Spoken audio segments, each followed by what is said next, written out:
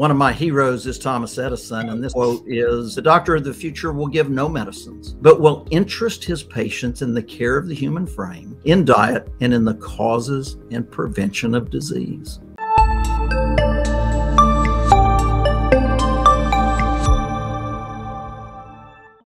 Oh my goodness. Now, how do you do that in a 7, 8, 9, 10-minute visit? Tough to do. And that's why it's important for you to arm yourself with information, action plans, and be in charge, be the dominant force in your life. What I would change in Edison's quote to update it to 2022 is that the doctor of 2022 will give only precisely the right medicine for precisely the right reason and in precisely the right dose. We have to choose the right medicine when it's necessary and choose the right dose. Everything else, though, is foundational. In fact, our forks and our furniture are the most dangerous things in our homes. It's not the bathroom. We hear about the bathroom and slips and falls. Yeah, that's dangerous, but it's your family room and your dining room that are the most dangerous in your home. And neither I, nor Ford Brewer, nor anybody can out-prescribe your daily choices, and yet we're trained as physicians to do that. We are trained in what medicine will fix what problem, as opposed to how do I interest my patient in the care of the human frame.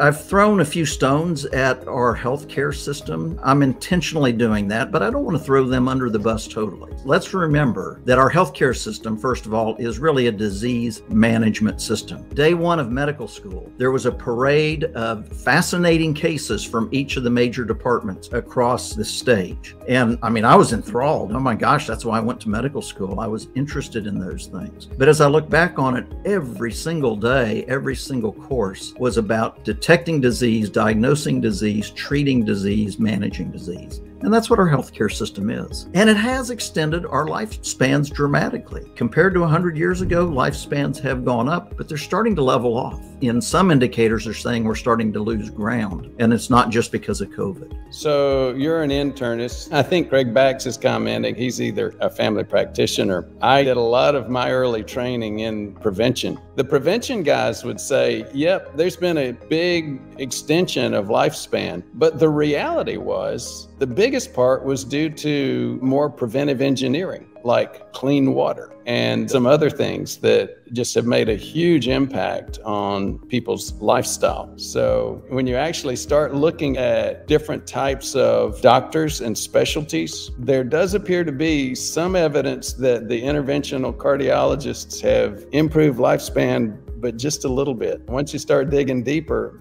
a lot of us, especially in my specialty, would say doctors didn't even do that. Taking it from where it was, gosh, a couple of 100 years ago in the 30s and 40s to up to the 60s, 70s, and 80s now. Yeah, absolutely. The successes of medicine have been in areas of antibiotics, for an example. Discovery of penicillin was huge change in outcomes because childhood infections and young adult infections were killing a lot of people. And unfortunately, that was a two-edged sword, because discovering penicillin suddenly made us believe that there was a pill for everything and a magic bullet. And there is for a lot of acute things, but when it comes to chronic disease, we need better tools. To your point, the big improvements in the past 200 or 300 years were mostly in infectious diseases. And again, that was more in water, better food supply and storage, vaccination. And yep, penicillin and the antibiotics are very dramatic, because when you see it actually happen, it's a big deal. But those really haven't impacted human lifespan as much as, again, what we've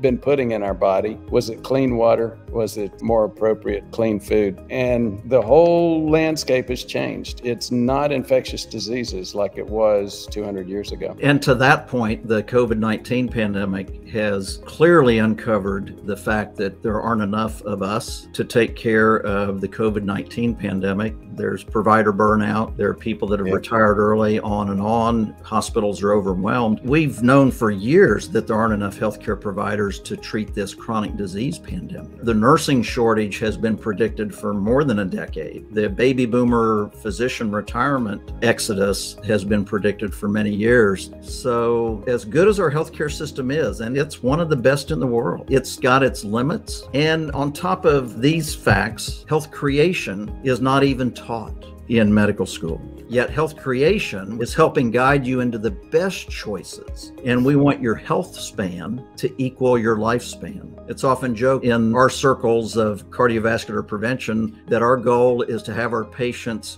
end their lives as a football game. And the best way to do that is to go into overtime and to have a victory in overtime. So let's do that.